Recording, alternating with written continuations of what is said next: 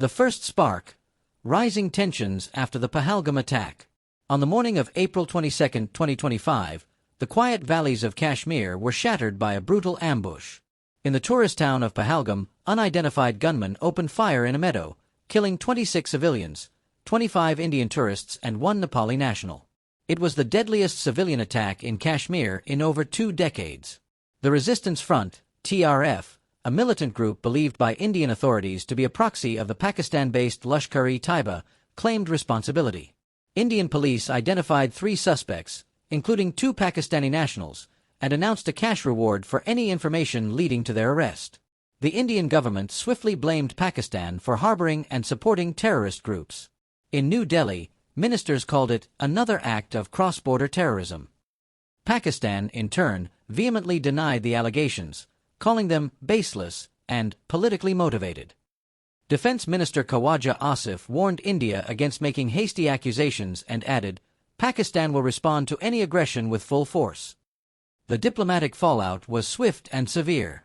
India downgraded diplomatic ties, suspended visa services, and unilaterally paused the Indus Waters Treaty, a historic agreement on river sharing. Pakistan called the move an act of war and retaliated by halting all bilateral cooperation, including trade and cross-border transport. Tensions spilled over to the military front. Exchanges of gunfire were reported along the line of control, LOC, with casualties on both sides. The United Nations issued a formal statement urging restraint and dialogue, but the region had already slipped into a dangerous cycle of provocation and retaliation. Security in Indian-administered Kashmir was intensified.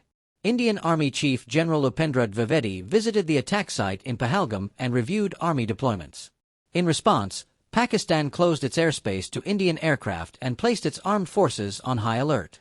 Military convoys were seen moving toward key strategic zones near the border. For many, this escalation brought back memories of the 2019 Pulwama attack and the Balakot airstrikes that followed. Only this time, the stakes appeared even higher, with both nuclear powers accusing each other of preparing for limited war. The attack in Pahalgam did not just take lives, it lit a matchstick under a region already soaked in gasoline. The question now loomed large: could this be the beginning of something much worse? Echoes across borders, political storm and public outrage. As the images from Pahalgam flooded screens across South Asia, emotions boiled over into outrage. In India, candlelight vigils turned into massive street protests. Crowds chanted slogans demanding swift retaliation. Hashtags like #JusticeForPahalgam and #StopTerrorNow trended globally. The political temperature in New Delhi reached a boiling point. Prime Minister Narendra Modi addressed the nation with a firm tone: India will not tolerate bloodshed on its soil. Those responsible, directly or indirectly, will face the consequences. Behind the scenes, emergency meetings were held at South Block, with top intelligence and military officials briefing the government on possible responses, including cross-border strikes. In Pakistan, the atmosphere was no less charged. State media framed the accusations as Indian war hysteria. Protests erupted in Lahore, Karachi, and Islamabad, with demonstrators waving national flags and banners reading "Defend Pakistan" and "Say No to Indian Lies."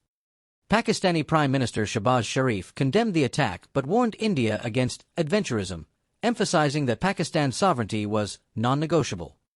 Both countries expelled each other's diplomats. Back-channel talks, often the last thread holding peace, collapsed. The atmosphere grew darker by the hour. TV anchors on both sides fueled the fire. Indian media called for preemptive strikes. Pakistani media spoke of standing strong against any aggression. Politicians echoed nationalist sentiments, with war rhetoric seeping into election campaigns and parliamentary debates. Meanwhile, the international community watched with growing concern. The United States, China, and the European Union issued joint appeals for de-escalation. The UN Secretary-General urged both nations to return to diplomacy, offering mediation. But on the ground, neither side showed signs of backing down. Social media, once a space for global connection, turned into a digital battlefield. Disinformation, doctored videos, and hate speech surged across platforms, deepening public polarization. Innocent civilians on both sides began stocking food, withdrawing cash, and bracing for the worst. Think tanks and military analysts warned that even a minor military miscalculation could spiral into open conflict. "This isn't just another flare-up," said one retired Indian general on a talk show. "This could be the threshold moment." Despite the danger, national pride on both sides refused to blink. Governments found themselves cornered, not just by geopolitical pressure, but by public opinion demanding action. And thus, with every statement, every protest, every border deployment, the drums of war beat louder. The next move would define not just the next chapter, but potentially the future of South Asia. Mobilization and the shadow of war. By early May 2025, satellite images revealed what experts had feared: massive troop movements on both sides of the India-Pakistan border. India had begun mobilizing its northern and western command, moving tanks, artillery, and thousands of troops toward the line of control and the Punjab border. Pakistan, in response, activated its rapid deployment units and began large-scale military exercises near Sialkot and Peshawar. The world watched nervously as war clouds gathered. In New Delhi, the Defense Ministry remained tight-lipped about operational matters, but insiders confirmed that strategic air bases had been put on high alert. Fighter squadrons, including Rafales and Sukhois, were repositioned. Missile batteries were deployed closer to the front. Military hospitals in Jammu were put on standby. Pakistan responded with equal vigor. JF-17 Thunderjets patrolled the skies over Azad Kashmir. Ground-based radar systems were enhanced. Pakistan's National Security Council met twice within 72 hours, issuing a stern warning: any hostile action will meet with a resolute and overwhelming response.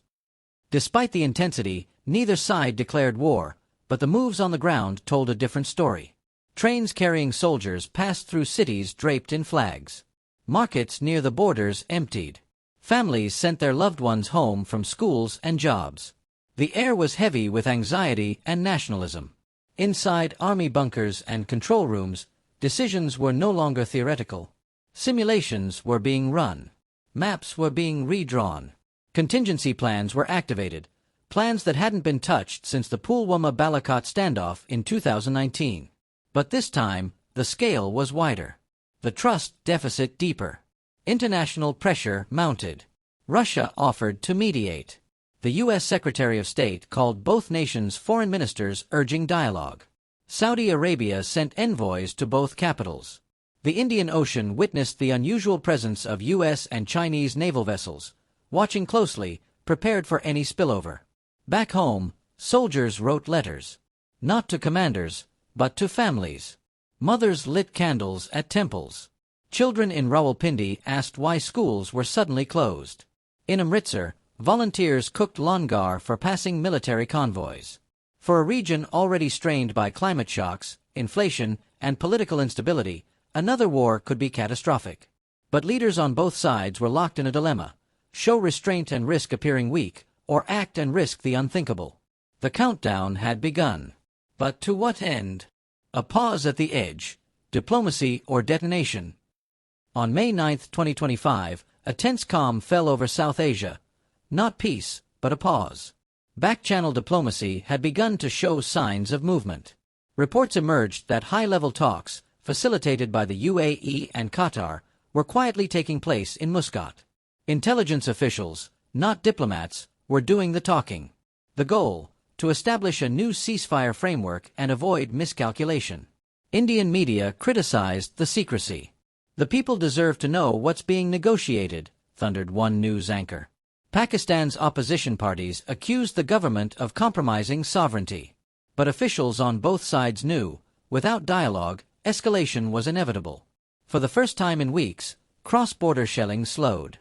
Border security forces reported routine vigilance rather than imminent threat. Surveillance drones still buzzed, but the roar of fighter jets gave way to static-filled radio transmissions. Behind closed doors, red lines were being discussed. Kashmir, terrorism, water treaties, airspace violations, all back on the table. None of it was new. What was new was the urgency. Both nations had seen how close they came to the edge. Back home, families still lit diyas and offered prayers. But the mood had shifted, from rage to reflection. Economic concerns began to outweigh nationalist fervor. Stock markets, which had nosedived during peak tensions, started to stabilize. Business leaders from both countries urged calm, warning that war would bankrupt not just the economy, but hope itself. On May 14th, a joint statement was released through the UN. Both India and Pakistan agreed to a temporary freeze on offensive operations along the LOC, while diplomatic channels remained active. It wasn't peace. It was a timeout. The statement didn't mention Kashmir, or Pahalgam, or TRF, but it did mention humanity. In Islamabad, a military spokesperson said, "We are watching closely, but we are committed to regional stability." In New Delhi, the Prime Minister avoided triumph or apology, saying only, "India seeks peace, but not at the cost of security." The world exhaled. But no one was celebrating. Too much had been lost, and too much still hung in the balance. The people of both nations, weary from decades of tension, knew this wasn't over. It was just a breath, a heartbeat, a blink between silence and storm. The story of war was unwritten, but not unimaginable.